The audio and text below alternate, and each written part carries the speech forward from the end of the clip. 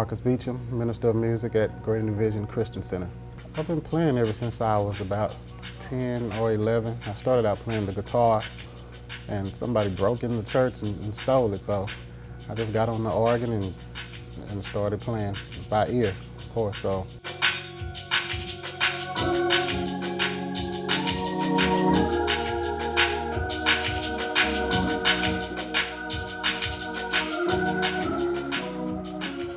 Play often, I play all the time, but practicing, don't practice as much as I used to.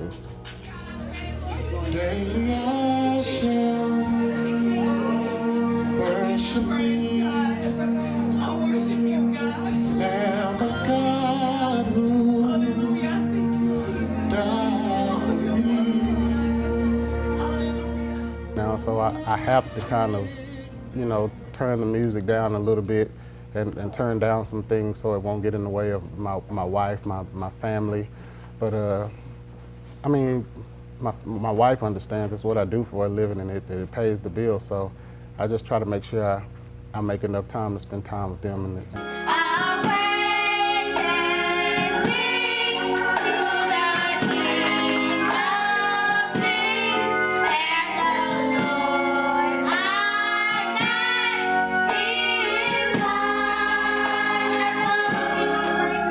What's exciting about being a gospel musician, and I'm not saying you don't get put on the spot in secular music, but you always have to stay on your toes because you never know what's about to happen in our services. You never know what changes about to take place. It's so much so they're line to start off and strike out a song in A major, and being gospel, sometimes we tend to overdo it, so there's always a lot going on. So that's the exciting part because it keeps you on your toes and keeps you on your feet and keeps you wondering what's about to happen next.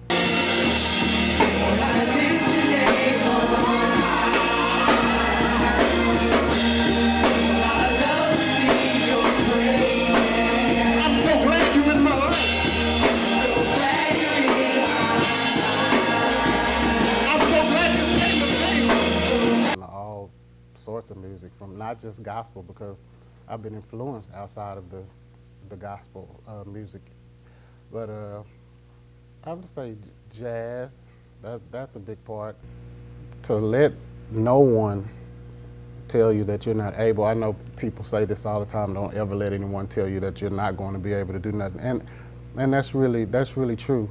But I would practice at it. I would stay at it, and I wouldn't become arrogant, because I always tell people all the time, God never intended for music to be arrogant. Oh, I mean, you have like Thessalonians Monk, you have Art Tatum, you got Oscar Peterson, you have your Chick, you have your Herbies, you have like Elton John, all of that stuff. I'm a fan of the Carpenters. You have Stevie Wonder. It's just a mixture. It's kind of like a gumbo. It's a lot of people that have inspired me. I have a couple of brothers that I play with, like Michael Robinson, Dexter Coleman, and my biggest influence is Sean Martin. And I don't know if any of you know him. If you don't, Google him or YouTube him. He gave me my first shot some years ago when I really couldn't really play in all of my keys. And we were on tour. We might have been in New York.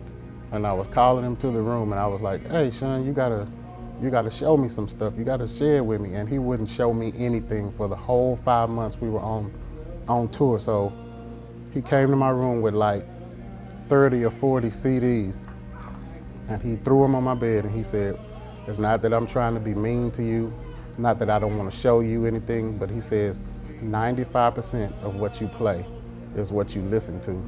So he took a big chance on me, and he took me out on the road with him, but because of him, I became the musician that I am today, not just music-wise, but production-wise also. So Sean Martin has to be my musical mentor.